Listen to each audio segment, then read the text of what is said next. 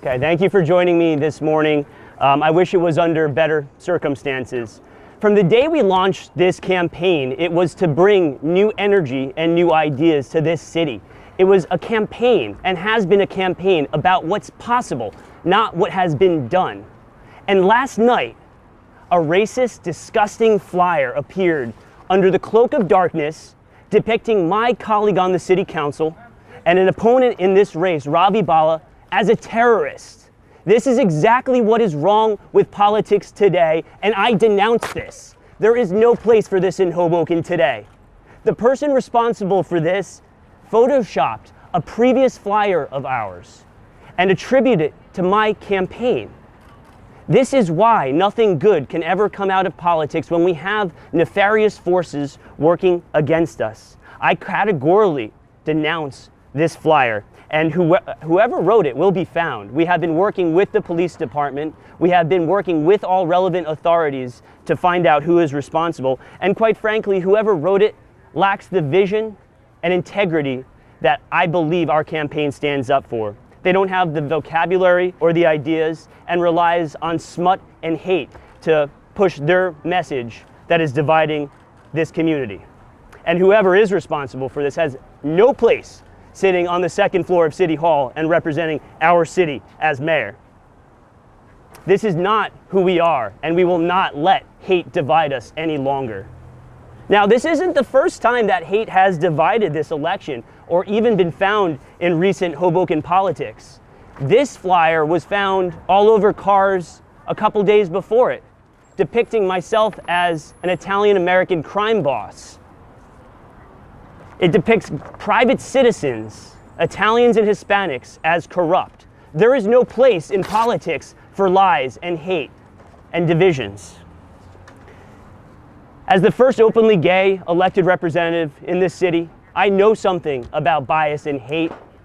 My partner's career was altered when one of my opponents called his boss and threatened.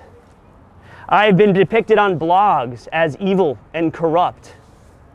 And quite frankly, there is no place for these kinds of lies and hate in politics. And quite frankly, it's why nobody gets involved. It's why when you look to Washington and you see what's going on in Washington, you wonder, where are the ideas? Where are the people that are changing the status quo for the better? And the answer is they get smoked out before they can even begin.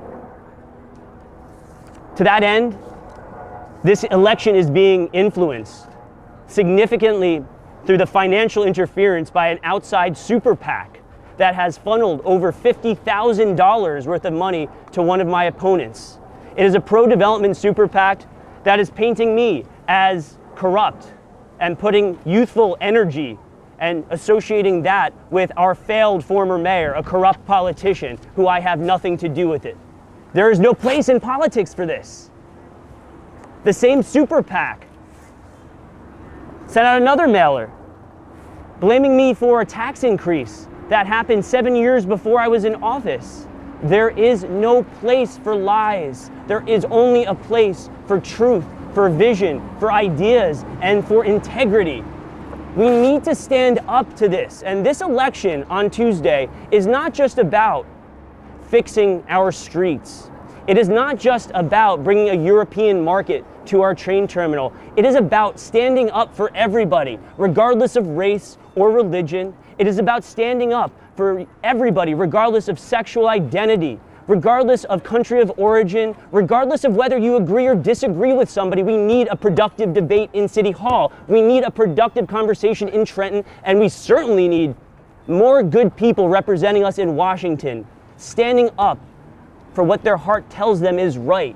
And this is exactly why I declared my candidacy when I did, not because I disagreed with the current direction of Hoboken, but because I knew we could be doing a better job. And in doing so, I upset some pretty big forces, and you see them at play today. $50,000 funneling from state and federal super PACs, hate-filled mongering, and it must mean we're doing something right through our message of change, a productive change, a change that can be collaborative and forward-looking. And I will not be intimidated, and I will not stop standing up for what is right. I will not stop knocking on every door, talking to every single person about how our voices communally together can work for the betterment of all of Hoboken. That's what this campaign is about. That's what this city needs. And if we want change, that's what Tuesday is about.